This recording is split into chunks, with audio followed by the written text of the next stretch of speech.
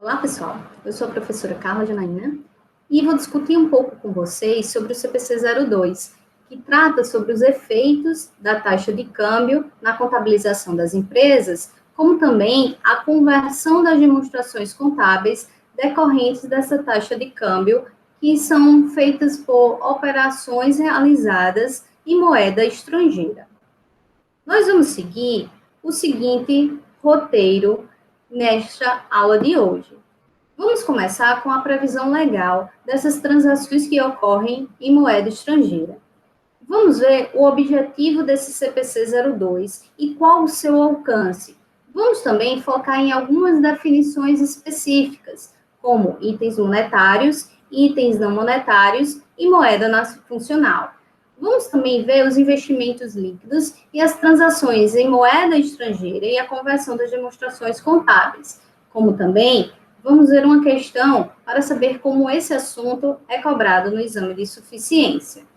Bem, essas transações em moeda estrangeira ocorrem principalmente porque as empresas que estão inseridas dentro desse ambiente globalizado em que nós estamos, elas podem fazer operações com empresas que não estão situadas na localidade em que elas fazem parte. Então, esse apanhado de transações, ele tem previsão legal na IAS 21, no CPC 02, o CPC, norma brasileira, tem também a deliberação da CVM, número 640 de 2010, e temos também a resolução do CFC, número 1295, também de 2010. Qual é o objetivo desse CPC 02? Então, ele vai tratar sobre essas taxas de câmbio, sobre as mudanças de taxas decorrentes de transações entre moedas diferentes.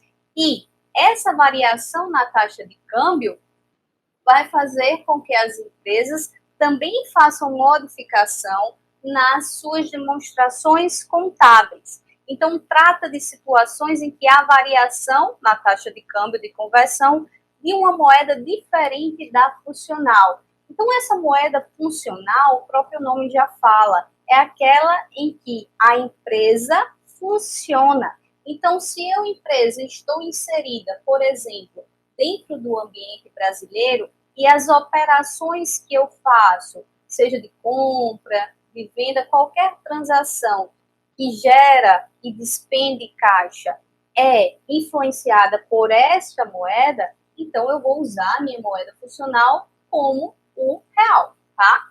Então, existem duas formas das empresas serem afetadas por essa taxa de câmbio, seja por meio dessas transações em moeda estrangeira, como eu citei, importação, exportação, por meio de empréstimos, como também operações no exterior. Então, aconselho a vocês também dar uma visualizada no CPC de investimento, tá? Então, quando a empresa ela tem uma filial no exterior, quando ela tem uma controlada ou ela tem uma coligada. Além disso, a empresa brasileira ela vai aplicar o método de equivalência patrimonial, então ela vai aplicar o MEP e também vai fazer o ajuste de conversão das suas demonstrações contábeis. E para isso vai ter que usar as taxas de câmbio específicas. Qual é o alcance desse CPC 02? Ou seja, aonde ele se aplica, em que tipos de transações? Então, primeiramente, ele se aplica na contabilização de transações e saldos em moedas estrangeiras, exceto aquelas que estão sobre o alcance do CPC 48, que trata de instrumentos financeiros. Em segundo momento, esse CPC 02, ele se aplica na conversão de resultados e posição financeira de operações no exterior, que são incluídas nas demonstrações contábeis da entidade por meio da consolidação desses balanços ou pela aplicação do MEP. E, no terceiro momento, ele se aplica na conversão de resultados e posição financeira de uma entidade para moeda de apresentação. Então, pode haver diferença entre a moeda funcional e a moeda de apresentação da entidade. Bem, então, para a gente adentrar nesses conceitos de moeda de apresentação e moeda funcional, vamos antes conhecer o que são itens monetários e o que são itens não monetários. Então, o item monetário é o direito a receber ou a obrigação de entregar um número fixo ou determinável de unidades de moeda.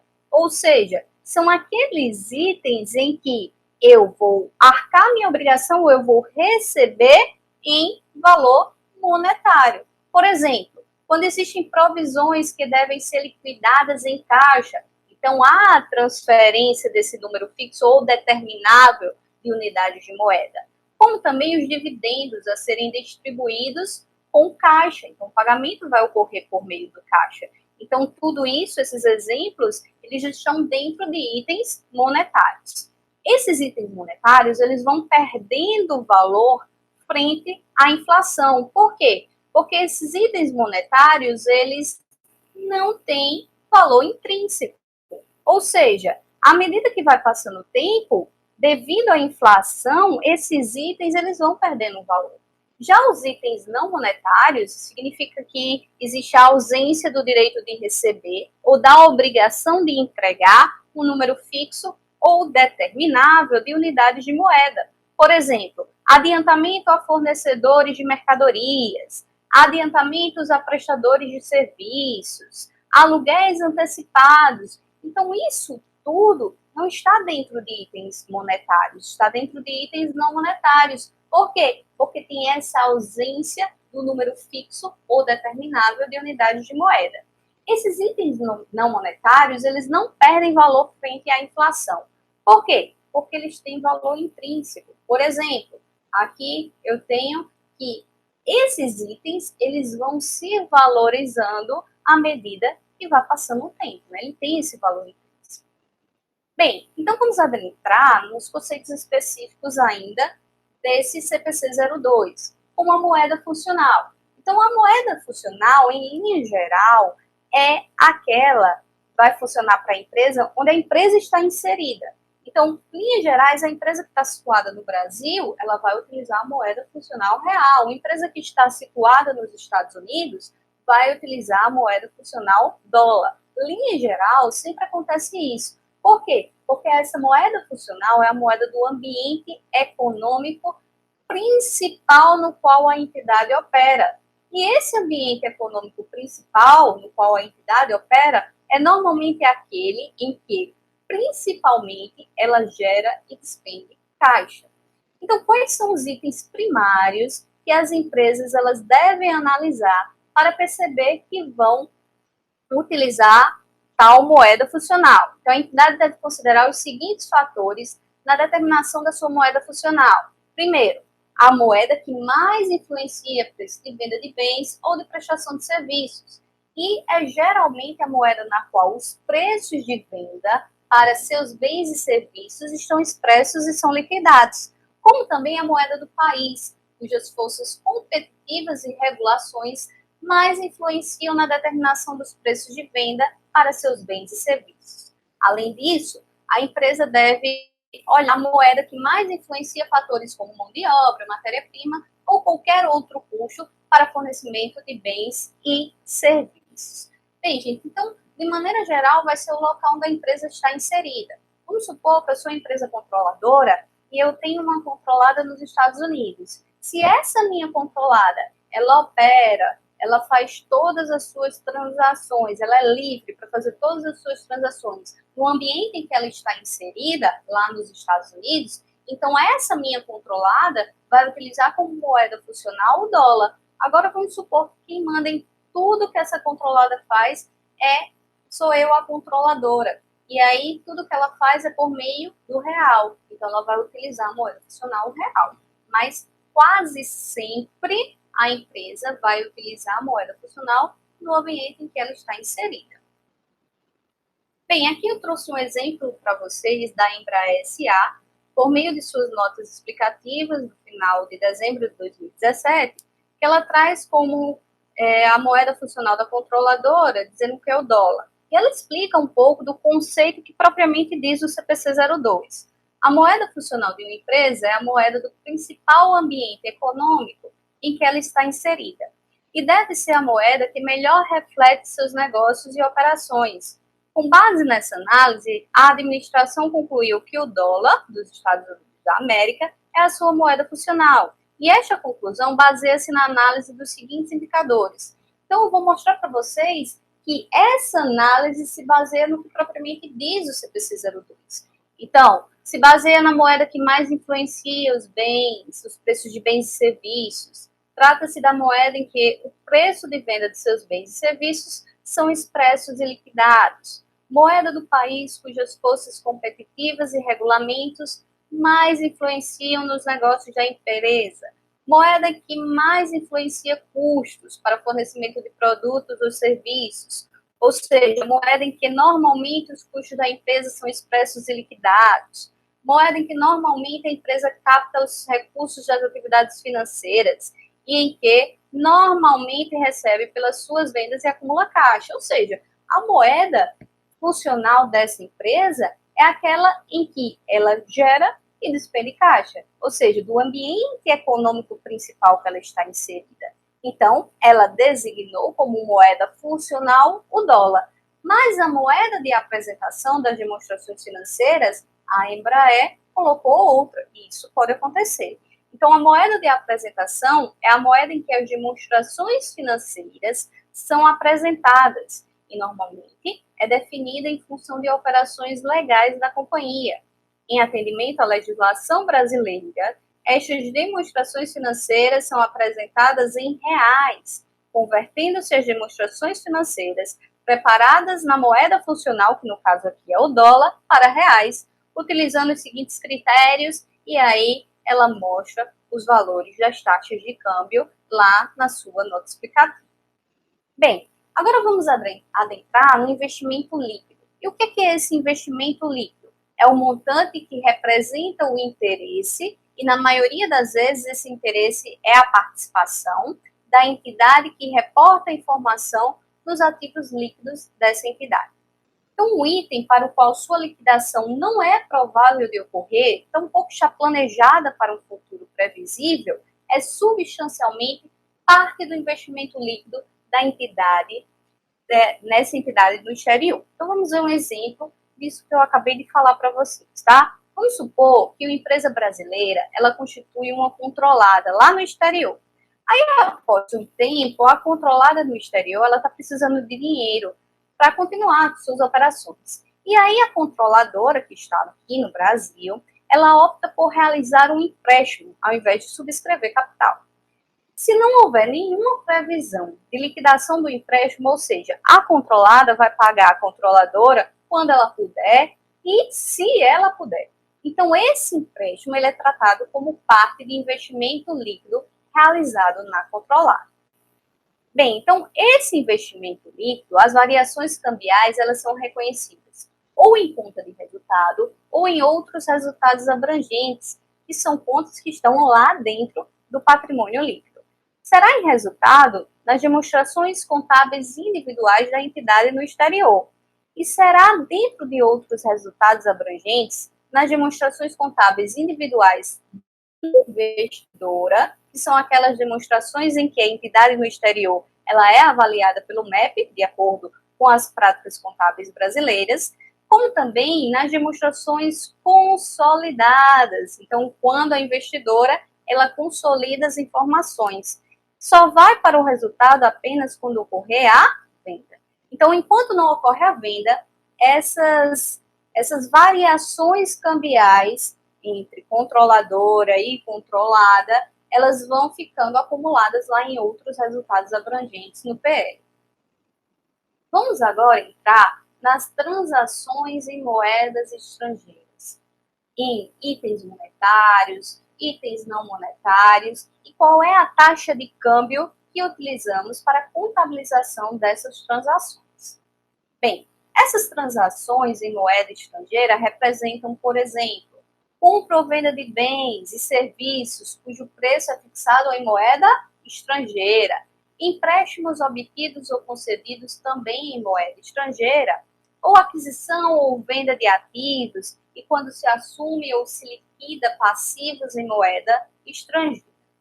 Bem, de que forma acontece esse reconhecimento inicial? Bem, a data da transação, a transação se qualifica para fins de reconhecimento. No momento em que é feita a transação, se faz o reconhecimento inicial. E utilizamos a taxa de câmbio à vista, pessoal. Essa taxa de câmbio à vista é a taxa do dia de câmbio, tá? A taxa que, neste dia, a empresa fez a transação. Então, a transação em moeda estrangeira, ela tem esse reconhecimento inicial pela taxa de câmbio à vista e depois tem uma mensuração subsequente. Então, ao término de cada período de reporte, ou seja, quando é encerrado o balanço, após esse reconhecimento inicial pela taxa de câmbio à vista, as transações vinculadas à moeda estrangeira, elas são avaliadas. Vamos prestar atenção, pois existem tipos de avaliação quando os itens são monetários e quando os itens não são monetários. Então, para itens monetários, eles são convertidos usando a taxa de fechamento. O que é essa taxa de fechamento? É a taxa da data do balanço. E, portanto, esse tipo de transação com itens monetários, eles vão gerar variação cambial. Vamos ver um exemplo disso.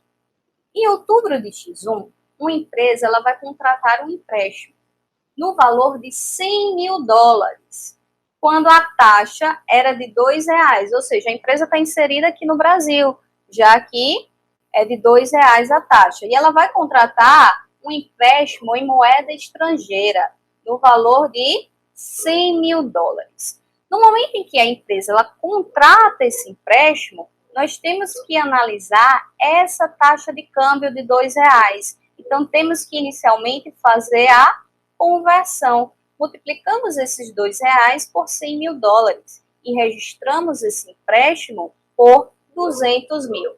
Então, debitamos a conta banco de 200 mil e creditamos a obrigação, o empréstimo a pagar de 200 mil, representado aqui pelo diário e pelos razonetes. Em dezembro de X1, o empréstimo ainda está aberto e a taxa de câmbio do dólar passou de 2 para 2,10. Então, a empresa ela tem que fazer esse ajuste decorrente do aumento, ou seja, da variação dessa taxa de câmbio.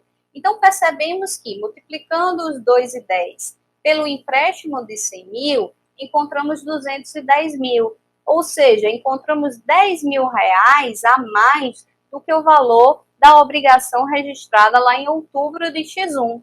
Então, esses 10 mil tem que aumentar a obrigação da empresa no pagamento desse empréstimo, como também temos que registrar uma despesa financeira. Essa despesa financeira é justamente a variação cambial decorrente dessa transação. Só que existe também a mensuração subsequente para itens não monetários. Existe para itens não monetários mensurados ao custo histórico, como também para itens não monetários mensurados a valor justo.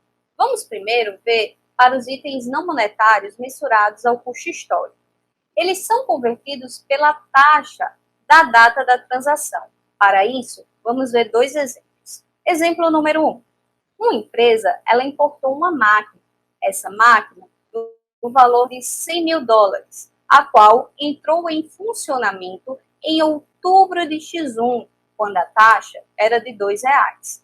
O pagamento ele foi efetuado também em outubro de X1. Em dezembro de X1, a taxa de câmbio passou para 2,10. Então, vamos perceber aqui que essa empresa, ela importou essa máquina em outubro e ela fez o pagamento em outubro. E percebam que para itens não monetários mensurados ao custo histórico, vamos utilizar a taxa da data da transação. Bem, então em outubro, quando a máquina entrou em uso e houve o pagamento, a empresa irá registrar no seu imobilizado 200 mil, que é justamente os 100 mil dólares multiplicado pelos R$2, que é a taxa de câmbio. Então, fazemos esse registro aqui, mostrado pelo livro diário, pela saída no banco e pelos razonetes. E aí, em dezembro, a empresa irá fazer alguma contabilização? Não, pessoal, porque itens não monetários que são mensurados pelo custo histórico, eles são convertidos pela taxa da data da transação. Portanto, o valor da máquina em reais, ele vai continuar os 200 mil, mesmo tendo essa variação da taxa de câmbio em dezembro. Vamos ver um outro exemplo nesse mesmo sentido, de itens não monetários mensurados ao custo histórico. Uma empresa agroindustrial que tem um real como moeda funcional importou uma colheitadeira no valor de 10 mil dólares. Por ocasião do desembaraço aduaneiro, efetuado no dia 30 de abril, foram pagos tributos não recuperáveis. Vamos lembrar um pouco desses tributos não recuperáveis? Se os tributos não são recuperáveis, ele compõe o custo do bem, tá? De acordo aqui, como é uma colheitadeira, de acordo aqui com o CPC 27 de imobilizado. Esses tributos não recuperáveis, ele soma 2 mil reais. A colheitadeira foi usada ao longo do mês de maio, só que o pagamento só ocorreu em junho, ao final da colheita da safra. Vamos ver como é que vai funcionar a contabilização neste caso. Aqui, a questão nos dá a cotação do dólar, tanto para o mês de abril, quanto para maio, quanto para junho. Então, o dólar em abril representava R$ 3,30, em maio R$ 3,60 e em junho R$ 4,00. Então, analisando essas normas contábeis sobre a conversão de demonstração e ativo imobilizado, qual o valor que deverá ser registrado desta colheitadeira em 30 de abril? Então, primeiramente, nós vamos pegar o valor de 10 mil dólares e multiplicarmos pela cotação do dólar no dia 30 de abril. E encontramos o valor de 33 mil reais. Esse é o valor em que devemos registrar o imobilizado, como também vamos creditar a obrigação, já que essa obrigação ela só vai ser paga em junho. Chamei aqui de fornecedores no exterior de 33 mil reais. Nós também temos que registrar aqueles tributos não recuperáveis, que eles compõem o custo do imobilizado. Então, nós devemos debitar o imobilizado de 2 mil reais e o pagamento desses tributos de 2 mil reais, como foi dito na questão. Então, percebemos que o imobilizado ele não vale apenas 33 mil, ele vale 33 mais 2 mil, ou seja, totaliza 35 mil reais. Nós também devemos registrar a variação cambial. Ora, por que eu vou registrar a variação cambial se estamos diante de itens não monetários mensurados a custo histórico? Porque, neste caso, o pagamento só ocorreu em junho, diferentemente do exemplo número 1. Então, no dia 30 de junho, a cotação do dólar é de R$ 4,00. Então, encontramos uma diferença pela cotação no valor dessa colheitadeira de R$ 7 mil reais, que é justamente a variação cambial. Então, devemos registrar como despesa, já que o valor foi maior do pagamento, uma despesa com variação cambial de 7 mil e aumentarmos a obrigação com esses fornecedores no exterior, totalizando agora fornecedores no exterior de 40 mil. Já no dia 30 de junho, a empresa irá proceder ao pagamento desses fornecedores no valor total de 40 mil, debitando a conta de fornecedores no exterior e creditando a conta de bancos. Além disso, existe a mensuração subsequente para itens não monetários mensurados ao valor justo. E aí, estes são vertidos pela taxa da data em que o valor justo foi mensurado.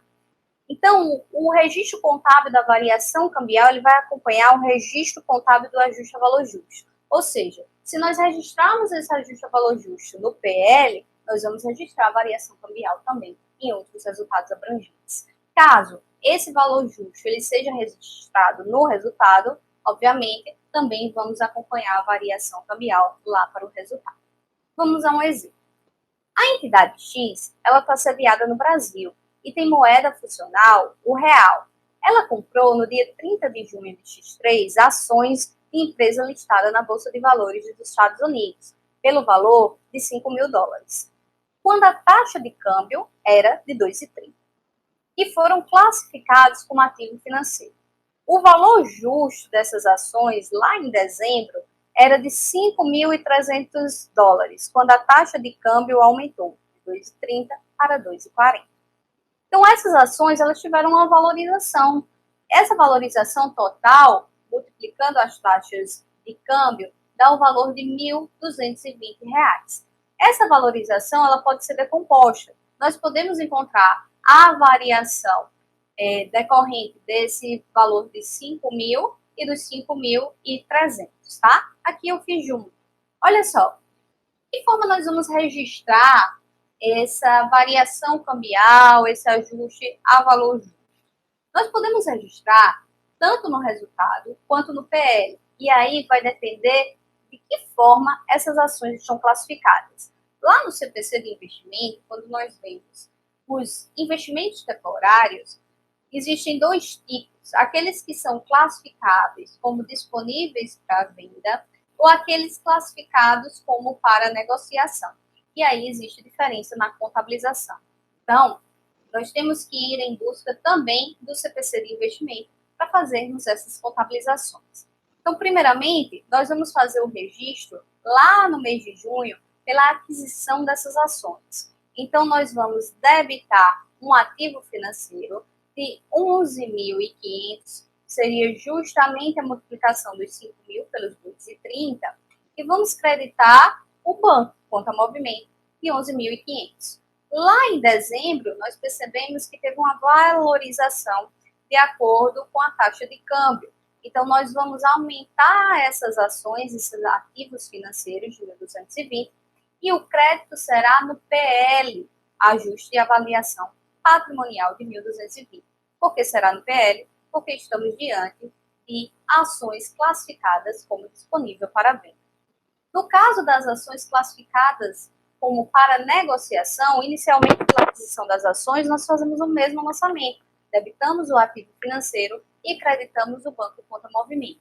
Lá em dezembro de X3, obviamente, vamos aumentar esse instrumento financeiro, debitando 1.220 no ativo financeiro, mas o crédito, como essa transação aqui, ela está classificada como para negociação, vai direto para o resultado, como ganho com valorização de ações. Então, gente, as ações, elas são consideradas um item não monetário, já que não serão realizadas em um número fixo ou determinado de unidades de moeda. Então, o CPC 02, ele diz que o registro contábil da variação cambial acompanha o registro contábil do ajuste a valor justo, como eu falei quando estava explicando o enunciado. Então, a norma diz o seguinte: quando um ganho ou uma perda sobre itens não monetários for reconhecida em conta específica de outros resultados abrangentes, então qualquer variação cambial atribuída a esse componente de ganho ou perda também deve ser registrado em uma conta específica de outro resultado abrangente. Agora, caso esse ganho ou essa perda de item não monetário seja reconhecido diretamente no resultado, então qualquer variação cambial também vai diretamente para o resultado, ok? Bem, então vamos dar uma revisada sobre isso. Então, os itens monetários, eles devem ser reconhecidos, a sua variação cambial, decorrente da diferença na data da operação e na data do fechamento, ou seja, receita ou despesa cambial.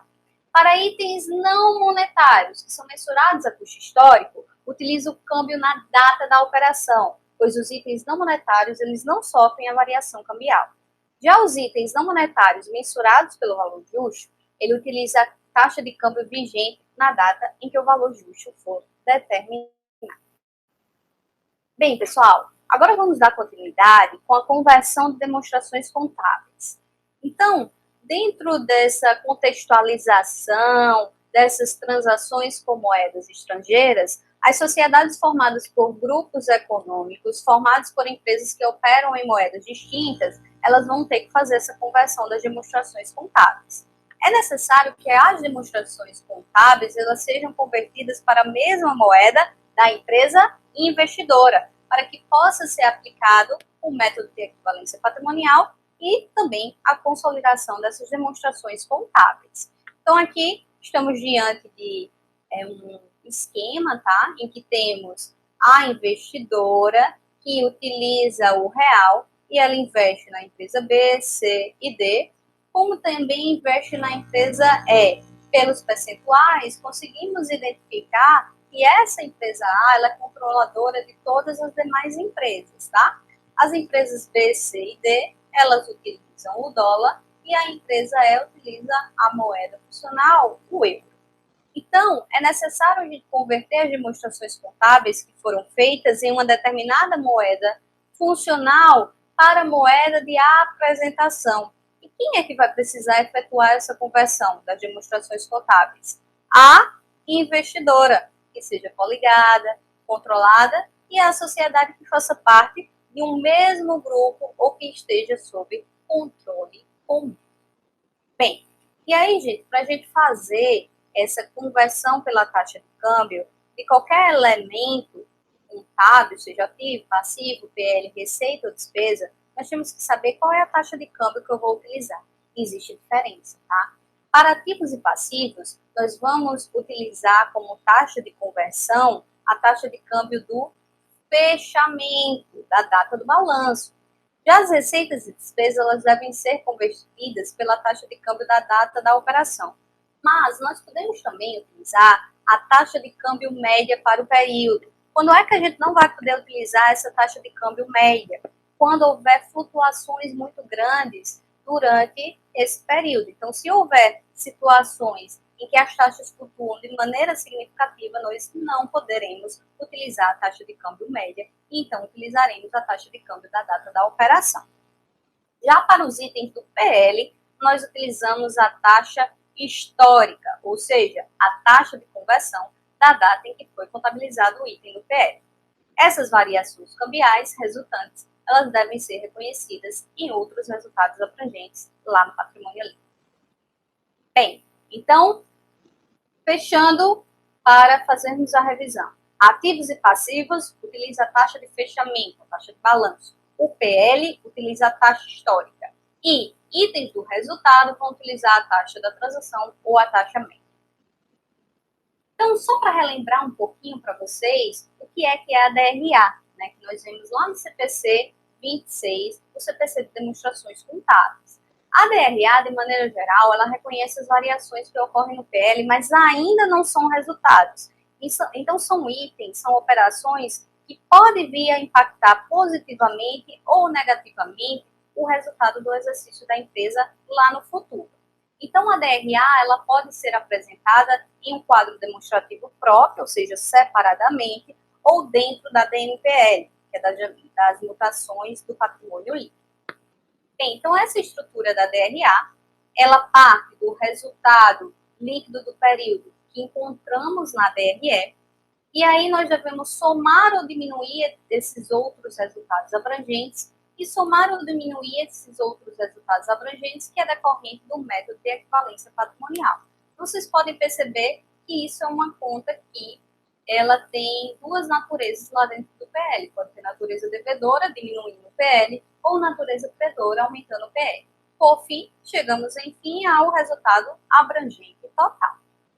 Então, vamos ver um caso prático para fazermos a conversão dessas demonstrações contábeis, tanto de itens que estão presentes no balanço patrimonial, quanto de itens que estão presentes na DRE. Considere que uma empresa investidora brasileira, a Companhia A, ela foi constituída com um capital de 2 milhões. E ela foi constituída com o objetivo único de investir na Companhia B. E essa Companhia B, ela tem sua sede nos Estados Unidos. Então, percebam que a investidora está no Brasil e a investida está nos Estados Unidos. O investimento realizado na Companhia B foi feito com taxa de câmbio no valor de R$2 por dólar americano. E no mesmo dia, a Companhia B realizou outras operações, de modo que os balanços da investidora e investida seguem representados a seguir. Aqui também foram apresentados a taxa média, a taxa histórica e a taxa de fechamento. Cada uma delas elas vão ser utilizadas especificamente para os elementos do balanço e da DRE. Bem, então aqui nós vemos o balanço da investidora. Percebam que ela foi constituída para o único fim de investir na Companhia B com o valor de R$2 milhões. E vemos aqui em janeiro o balanço da investida. Porém, como foi falado, a investida ela fez outras operações no decorrer do ano e este é o balanço apresentado no final de X1 para a Companhia B. Então, A companhia B apresenta um balanço e a sua DRE e vamos proceder à conversão. Primeiramente, foi feita a conversão da DRE. Para a DRE, os elementos de resultado, receitas, despesas, custos, nós iremos utilizar para a conversão desse dólar para o real a taxa média, que foi dada na questão inicialmente, que a taxa média é de 2,10. Então, nós vamos multiplicar todos os itens da DRE por 2,10 e encontrarmos o valor de cada uma dessas contas em reais. Vamos fazer o mesmo para os itens do ativo, passivo e patrimônio líquido. Lembrando que para itens do ativo e do passivo, nós vamos utilizar a taxa de fechamento, que foi dado no início da questão, que a taxa de fechamento é de 2,20. Então, nós vamos multiplicar por essa taxa de fechamento de 2,20 todos os itens do ativo, aqui representados em reais. Como também vamos multiplicar as contas do passivo por essa taxa de fechamento. Aqui, 1.540.000 foi o único item do passivo que estava presente no balanço dessa companhia. Para o PL, vamos utilizar a taxa histórica, que foi dada lá no início da questão, de R$2. Percebam que aqui dentro do PL eu tenho os lucros, mas os lucros eles foram encontrados lá na DRE. Então, para ele, utilizamos a taxa média de 2,10. Percebam que, em virtude dessa diferença de taxa de câmbio que utilizamos para itens do ativo, passivo, PL, receitas e despesas, obviamente vai dar uma diferença entre o total do ativo e o total do passivo mais o patrimônio líquido. Então, para encontrarmos essa diferença, nós vamos utilizar o valor total desse ativo convertido, que encontramos 4.400.000, vamos diminuir do passivo convertido, de 1.540.000, vamos diminuir do capital convertido aqui no PL dessa empresa, de 2 milhões, e vamos diminuir também dos lucros convertidos, de 630.000. E chegamos nos ganhos da conversão. Essa conta, ela é uma conta que faz parte de outros resultados abrangentes. Portanto, tem que estar dentro do patrimônio líquido da empresa. Como o valor foi positivo, foi um ganho. Caso o valor que tivesse dado fosse negativo, estaríamos diante de uma perda na conversão. Então, como foi um ganho, esse valor ele aumenta o meu PL e tem saldo credor. Bem, pessoal, então qual é a procedência da contabilização aplicando-se o método de equivalência patrimonial para a investidora A? Inicialmente, pela aquisição da participação, a investidora A ela vai debitar a participação societária no valor de 2 milhões e creditar o caixa. De que forma ela encontrou? Ela fez um investimento de 1 milhão em dólar e ela utilizou essa taxa de câmbio de R$2 e encontrou o valor total de 2 milhões de reais. Só que a empresa B ela oferiu um lucro de 300 mil, e vamos utilizar a taxa de 2,10 para o lucro, que dá 630. Então, essa empresa A, ela tem que contabilizar esse lucro, esse resultado positivo que B encontrou pelo MEP. Então, ela irá debitar a participação societária e creditar uma receita, já que foi um lucro, então isso vai gerar uma receita na investidora pelo método de equivalência patrimonial. Porém, em virtude da conversão dessa demonstração contábil, né, já que houve diferença entre as moedas, essa empresa também vai dar uma valorização na sua participação societária em virtude do ganho da conversão da demonstração contábil. Então, ela vai creditar os outros resultados abrangentes de 230 mil reais. Percebam que, como essa participação é de 100%, o valor total dessa participação é de 2.860.000. Esse saldo, ele confere com o saldo do PL da investida? Sim, sempre tem que bater, já que esse investimento foi de 100%. Bem, pode haver mudanças na moeda funcional? Sim, tá? Se houver alteração nessas transações, nos eventos e nas condições em que a empresa opera. E se ocorrer alteração na moeda funcional, a entidade ela deverá converter todos os itens, sejam monetários ou não monetários, para a nova moeda, usando a cotação da data da alteração, tá? Bem, isso vem sendo cobrado no exame de suficiência? Sim. Vamos ver uma questão. Uma construtora, cuja moeda funcional é o real, importou um guindaste, tá? Então, utiliza a moeda funcional, o real, e fez uma importação de um guindaste para utilização em sua atividade de construção civil pelo período de 10 anos. Considere que a moeda de realização da transação de compra é uma moeda hipotética, que é denominada estrangeiro. O guindaste ele foi adquirido por 15.000 estrangeiros, com pagamento previsto para 31 de agosto de 2016. Por ocasião do desembaraço aduaneiro, em 30 de junho de 2016, a construtora incorreu em gastos no valor de R$ 5.000, referentes a impostos de importação. Então, teve ainda impostos de importação de R$ 5.000. Esses impostos são não recuperáveis e foram pagos à vista. O guindaste foi colocado em uso em julho de 2016 e depois ele apresenta as cotações deste estrangeiro para o real em junho, em julho e em agosto. Pede para considerar os efeitos do CPC 02, né, da norma, como também do ativo imobilizado, CPC 27. Pergunta, é correto afirmar? E dá 4 alternativas. Então, vamos à observação dessa questão. Então, os dados da questão, 15.000 estrangeiros foi o valor do guindaste, ele vai ser utilizado por 10 anos. O pagamento previsto é para agosto de 2016 e em junho de 2016 a empresa incorreu em impostos não recuperáveis. Então, de acordo com o CPC 27, esses impostos não recuperáveis, eles compõem o custo desse bem. Lá no CPC 02, traz o seguinte trecho. Uma transação em moeda estrangeira ela deve ser reconhecida contabilmente no momento inicial pela moeda funcional, mediante a aplicação da taxa de câmbio à vista entre a moeda funcional e a moeda estrangeira na data da transação sobre o montante em moeda estrangeira. Lá o CPC 27, ele diz que um item do ativo imobilizado que seja classificado para reconhecimento como ativo deve ser mensurado pelo seu custo.